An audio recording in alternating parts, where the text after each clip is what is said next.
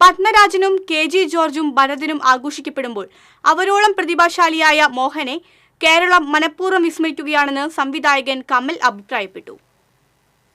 സംവിധായകൻ എം മോഹന്റെ 1ാം ചരമവാർഷികത്തിന്റെ ഭാഗമായി ഇരിങ്ങാലക്കുട പൗരാവലിയും മോഹൻ ഫൗണ്ടേഷനും സംഘടിപ്പിച്ച ദൃശ്യമോഹനം അനുസ്മരണ പരിപാടിയുടെ സാംസ്കാരിക സമ്മേളനത്തിൽ സംസാരിക്കുകയായിരുന്നു കമൽ.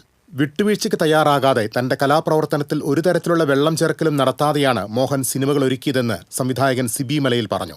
ജനപ്രിയതയും കലാമൂല്യവും ഒരുമിച്ച് ചേർത്ത് മികച്ച സിനിമാ അനുഭവങ്ങൾ സൃഷ്ടിച്ച സംവിധായകനായിരുന്നു മോഹനെന്ന് സംസ്ഥാന ചലച്ചിത്ര അക്കാദമി ചെയർമാൻ പ്രേംകുമാർ അഭിപ്രായപ്പെട്ടു. ടൗൺഹാളിൽ നടന്ന സാംസ്കാരിക സമ്മേളനം മന്ത്രി ആർ ബിന്ദു ഉദ്ഘാടനം ചെയ്തു.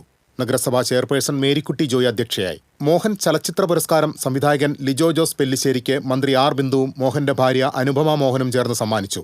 ജില്ലാ പഞ്ചായത്ത് വൈസ് പ്രസിഡന്റ് ലതാചന്ദ്രൻ, സംവിധായകൻ പ്രേംലാൽ, പത്മരാജന്റെ മകനും കഥാകൃത്തുമായ അനന്തപത്മനാഭൻ, കെ.ബി. വേണു, സിജി പ്രദീപ്, മുൻ എം.എൽ.എ. കെ.യു. അരുണൻ, യു. പ്രദീപ് മേനോൻ തുടങ്ങിയവർ സംസാരിച്ചു. TCV ഇരിങ്ങാലക്കുട.